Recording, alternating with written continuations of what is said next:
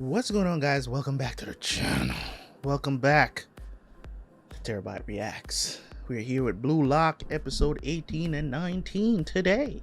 You guys get another double upload because I haven't been really watching Blue Lock.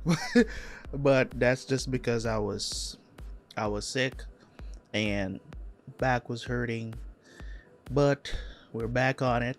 It's not so bad right now. I haven't fully healed yet, or the pain is not fully gone, but I still feel the pain. It's like, because the pain is like here up to here, right? So it's like inflammation in my arm, and it's been a thing, right? It's been a thing. So without no further ado, let's jump into Blue Lock. I want to know what happens with Barou.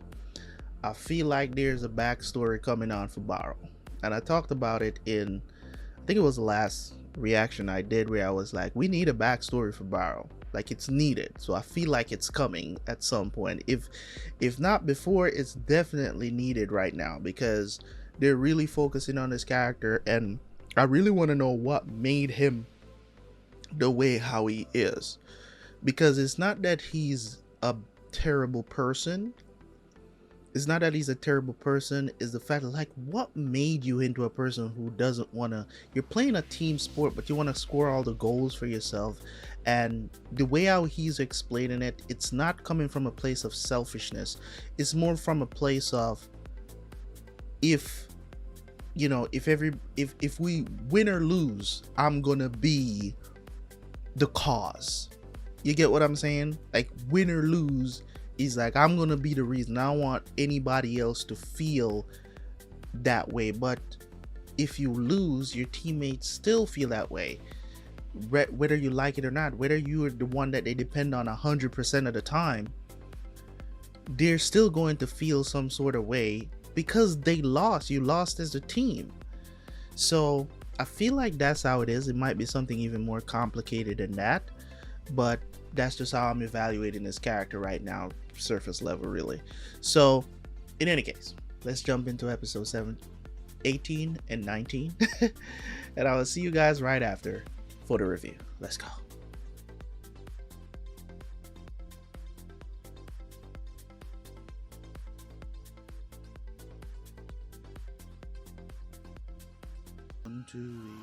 Nande da yo. Nande kono ore ga 1点すら奪えずにここでひれ伏してる。俺はフィールドのキングのはずだろう。俺以外の人間は脇役だ。お前ら、俺のゴールのために動け。任せて、これで無敵だ。こいつら、脇役のくせに喜んでる。そして気づいた。俺がサッカーを好きでいられるのは、ただ王様気分を味わうためではなく、ただ自分と同じようにサッカーに命を懸けてきた人間を己のゴールで主役の座から引きずり下ろす。この快感のためにサッカーをした。Oh, so you're just addicted to the dopamine, huh? Okay. I see you. 次の1点取られたら負けだ、イサギ。マイボールで決めるぞ。ああ、ここで追いついた。行けよ俺。マジかよ。直接。And he misses again.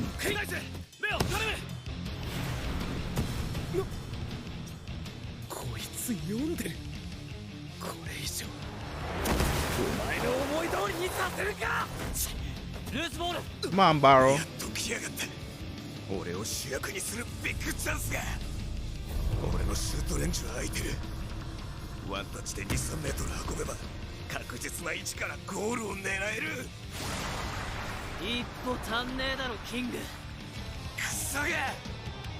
俺のエリアはそこにあるのに、あと一歩が足りねえ。俺に出せ。 He passed. What? Barou passed.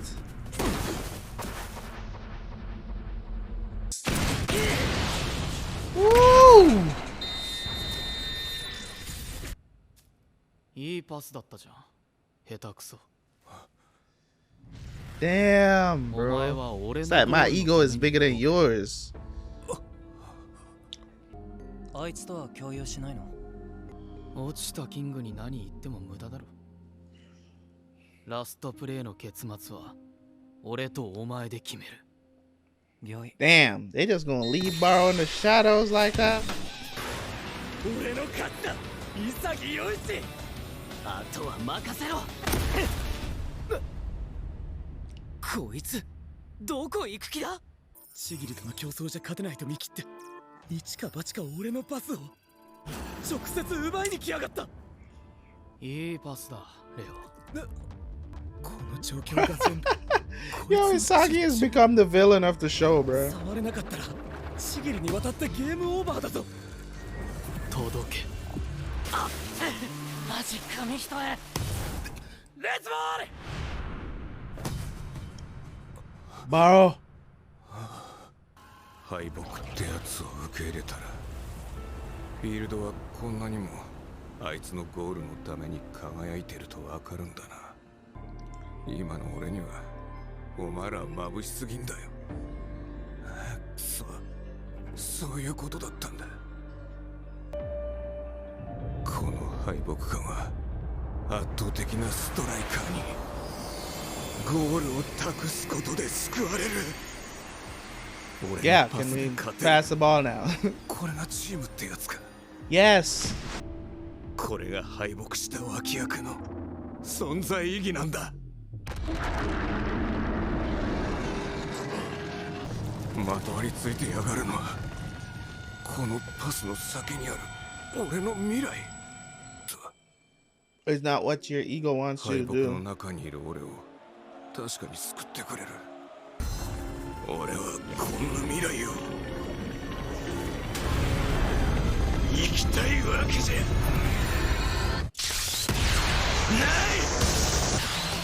からの鋭角ドリブル見るべき道は。バロー、あんなんできんの。やばいぞ。どっちだ。 He not passing, bro. かわしに来るか。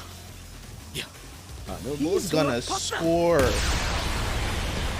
Oh, 連続チョップ。こいつ潔をおとりに使いやがった。 tapped into the 進行 zone. 形で覚醒してんのか。ゼロチリ、バローはもうパス出さねえ。敗北を知ったからこそ見るべきは主役で託す確かなルートなんかじゃなく俺のゴールのために存在するこのシャドウ。お前が作った光に紛れて今度は俺がお前を食う番だ。これがバローの覚醒。食らい合って上がってく俺たちの化学反応。お前らが主役なら俺はその光を食らう悪役にでもなってやる。すっげえ。おかえりキング。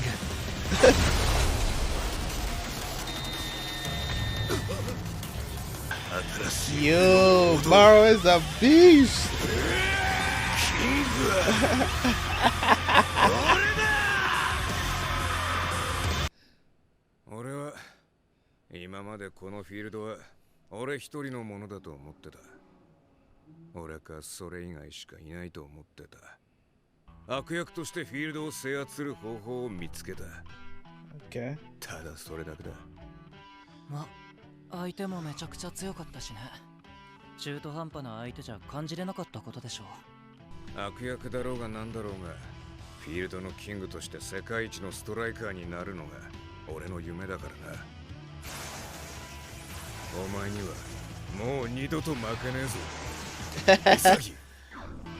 もしかして今潔のことを初めて潔って For real. 言ったのかい？んなもんいちいち覚えてねえし。We are. さ草尾じゃない、ナギだ。俺も名前で呼べ。 All right, who are you guys gonna pick? ウィス。敗北ってのは勝負の世界に必ず発生するただの現象だ。たとえ True. 世界一のストライカーでも全戦全勝なんてのはありえない。 True. 大事なのは敗北に何を学ぶかだ。 Amen, brother. なのに多くの凡人どもはこの絶望を正しく刻まない。ここ重要。今までの努力を無駄にしないためにも諦めないのが正解だと己を錯覚させる。それを俺は夢のドーピングという。 Dream doping. そうやって己をごまかし続ける夢の亡霊になったゴミに俺は1ミリも興味はない。 Hey, I can respect that. に生きなきゃ意味がない。 You don't live your life to achieve your dream. It's pointless. That's a bar. 絶望する才能だ。思い描いた夢の道筋を諦めることでしか見ることのできない道筋があり、それが新しい己の可能性となる。絶望してもなお戦わんとする人間に夢を叶える力は宿る。さあ誰にする？ I vote Shigeru though. 思い出せよ。二次セレクションクリアの鍵は化学反応だろ。俺たちはそれをライブで起こせたから今ここにいるんだろ。その予測不能こそが俺たちのサッカーだろ。俺たちを食う、そんな人間が俺は欲しい。そうじゃなきゃきっとあいつらには勝てない。だね。 Shigeru. 試合で唯一俺たちに食らいついてたストライカー。ああ、この化学反応に混ざっても消えないのはお前しかいないんだよ。 Shigeru. ちぎり氷馬。 That's why I said I vote for Shigeru. Doing everything. 俺たちはまだ潔に勝ってねえんだ。同じ悔しさ握りしめて待ってるぞヒーロー。 I like the messages that they leave behind for each other. 慰めなんかいらねえんだよ。はっきり言えよ。俺のことなんかもうどうでもよくなってんだ。 It ain't about that, dude. Get over yourself. なんだよお前は。二人で世界一になるって俺との約束も忘れ But て how る about you? Listen, man. Listen. There's plenty of people that I've met in life that are leagues above, doing things that I don't think I could have ever accomplished. In the same field, doing something, right? And when they essentially, if you want to put it like this, when they left me behind and they went on to do their thing, you know what I'm saying? They're lawyers, they're doctors, they're this and that and whatever, right? For some reason, I never felt like how Rio is feeling right now. Like, I never felt that way. Like, they should have dragged me along. You know what I'm saying? I've always looked at it and be like, well, I'm just not going to be, you know what I'm saying, that person. And believe it or not, I'm still very close with a lot of these people, even though, you know what I'm saying, they are doing better things that, you know, with their life. And that this could be just because that's their purpose, right? Things that I wanted to be in life, I never even, you know what I'm saying, that things that I wanted to be, that I felt like was my dream at the time, or, you know what I'm saying, you know, as a teenager or whatever. None of those things I have accomplished. None of those things, because the thing about life is this, right? Life is going to teach you things the hard way most of the time. For the majority of people that are as average as I am, you know what I mean? If you're an average dude that's just trying to make it in life, trying to do as much as possible, like, when I figured out what was going to bring me wealth and stuff like that, and I started doing it and all this other stuff that I do, and I realized that you don't have to be those things. You don't have to be a top class lawyer, or you don't have to join the army. You don't have to do these things to acquire wealth. When I realized that is when I realized that, you know what, you really can choose to do whatever you want to do in the United States. This is not, you know, for not saying this for, you know, because I don't know what's going on in other countries and stuff like that, like on a local level, to have that local knowledge, I don't know. So when I'm talking about opportunities in the United States and stuff like that, when I hear people whine, and this is coming from somebody who's been homeless. I've been homeless. I've been, if not the bottom, close to it. You get what I'm saying? So it's like when I see these, see people achieve stuff in life, I'm happy, genuinely happy about it, because it's just like you can't, you know what I'm saying? If somebody work hard to get to where they were, to where they are, right?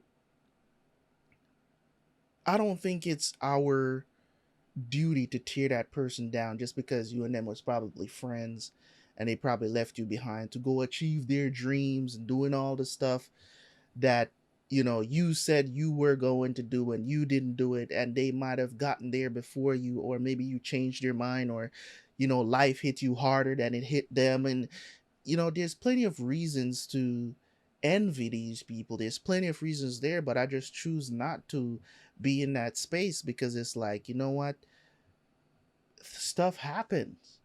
You get what I'm saying? Like, I'm not going to be the one to sit back and be like, they should have been this way versus being that way. Or I'm going to envy them, because I'm going to try to still make it my way. You know what I'm saying? So it's crazy. I don't think. だったらさ、ここでお前を選べば満足なの。で、ワクワクもしないのに気持ちだけチームになって、世界一ってそんな甘っちょろいことなの？ Exactly. 俺らの約束忘れてんの？お前の方じゃん。You need to work and get up to my level. めんどくさいよ、レオ。 Exactly. You're the one that's pulling me down. 知らない。選ばれる方じゃなくて選ぶ方になれよ。何のためにサッカーやってんだ。Give him bars. 世界一のストライカーになる人間しかブルーロックじゃ生きらんねえ。 Amen, brother.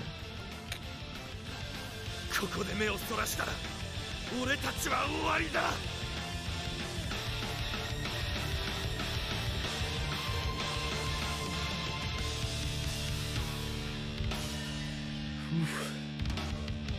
That's tough, but it's real, man. It's real. You know? Let me talk about this a little bit while this opening is playing. It's very true what he's talking about, because it's like you can't expect, right? You can't literally expect Nagi to stop progressing just because you feel like he's leaving you behind, and he, you know, he's supposed to stay in your loser state with you because you don't want to evolve. It doesn't seem like you want to get better. It seems like you just want Nagi to be under your thumb, which obviously is better at the game than you. So you get what I'm saying? And that's why I compared it to real life, because it's like I can't expect those people to stop pursuing their dreams because, you know, I'm not on that path, or something happened to me in life that I can't get to that place with them, or I can't keep up because they're progressing faster than I am. Can't look at it like that. You know what I'm saying? イマジナリーフレンド？そう、その怪物くんはきっとめぐるにしか見えない友達なんだよ。俺変かな？変じゃないよ。その子はめぐるのやりたいサッカーを一緒にやってくれるんでしょ？いつかできるといいね。俺信じる。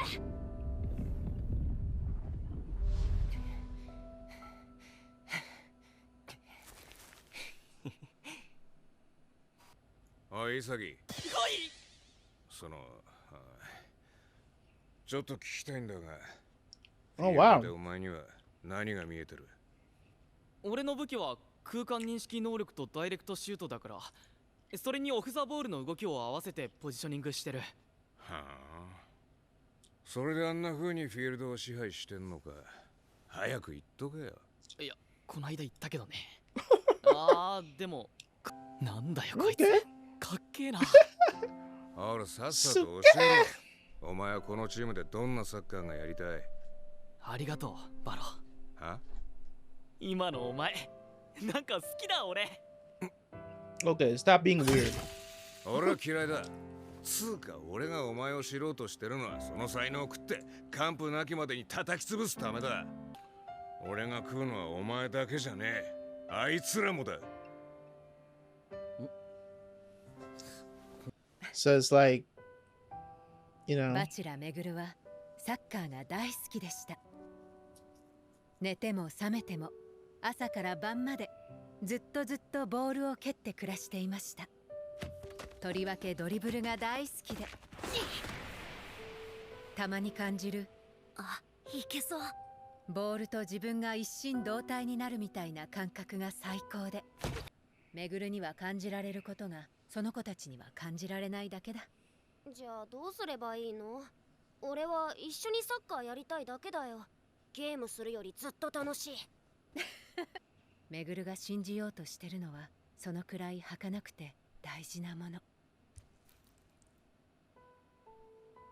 それは自分の心の中にいる怪物の声だ。これだけのこの楽しさを信じてサッカーしていいんだ。行くよ。怪物とサッカーをするようになりました。ワンチームの精神だ。全員で一つの勝利のために戦うぞ。空の青は綺麗だな。したいのはその3歩先。怪物ならもっとスーパースペシャルに決める。さっけ無理。バチラ、今の足元で出せたろ。はーい。だって画面の向こうのストライカーたちは怪物みたいにプレーしてる。いつかこんなサッカーがしてみたい。いつの間にかみんなが見て見ぬふりをして聞こえなくなる怪物の声を、いつかみんなが信じなくなるサッカーの楽しさをめぐるは信じ続けたのです。でも、もしもこのまま誰も分かってくれなかったら、もしもこのまま一人ぼっちでサッカーをするとしたら。 So essentially, he's been had the ego to do this, but it's like, 俺がずっと待ち焦がれた、ずっと会いたくて探してた本当の怪物、友達ならきっとそこにいた。一番強いやつ。バン。めぐるは教えてもらった気がしました。パスを出せ、こいつが怪物だ。あれからずっと俺のサッカーを一番理解できるのは、同じ楽しさを感じられるのは潔だって信じてきた。